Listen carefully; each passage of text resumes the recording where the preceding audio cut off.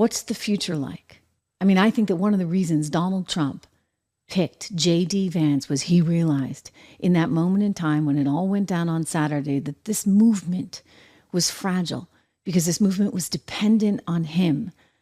And so he needed a successor. And sure enough, he got one.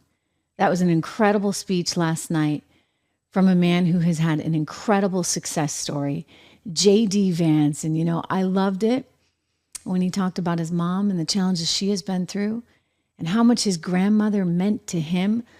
Let's show a quick excerpt of JD Vance live on stage, paying tribute to his mom and looking forward to what could be for his wonderful mother, who's been through a lot, coming up on 10 years sober. Take a look. And I'm proud to say that tonight my mom is here. 10 years, clean and sober. I love you, Mom.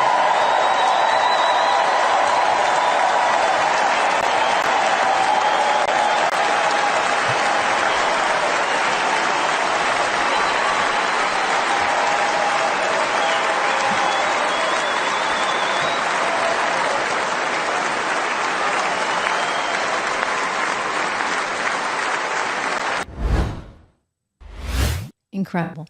And he went on to say, wouldn't it be great if it's okay with President Trump? That anniversary is coming in January. Mom, would it be okay if we had that anniversary party for all you've been through and 10 years sober in the White House in January? The crowd went wild. It was great. Listen, he did a fantastic job. He's an effective communicator. He scares the you-know-what out of the Democrats. The Democrats who actually had crazy things to say. I mean, it was an emotional speech. It was a connecting speech. I had tears. I had to walk into the kitchen. I had to walk away because it was that emotional. And yet, CNN's commentators had this to say? Are you kidding me? Let's go to Paul Begala. So, Paul, who is David and JD Vance going to be campaigning against when they go to Pennsylvania next week in a few weeks, if you happen to know? That was artfully done, by the way, John.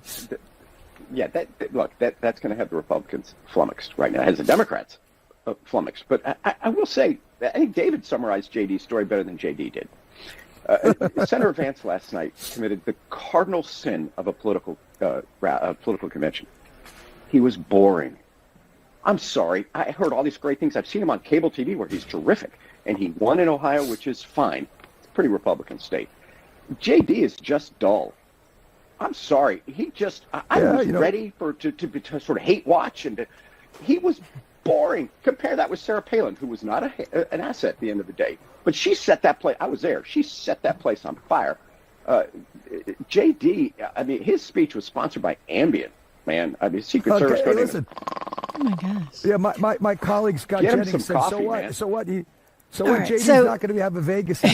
The reason I flew you in behind the scenes, they're saying stuff like that, is that's what they want you to think. They're trying to color your view of JD Vance, that he's not that exciting, that he's not that great. Listen, the guy's a damn gifted communicator with a heck of a hard knock story that is straight out of Central Casting.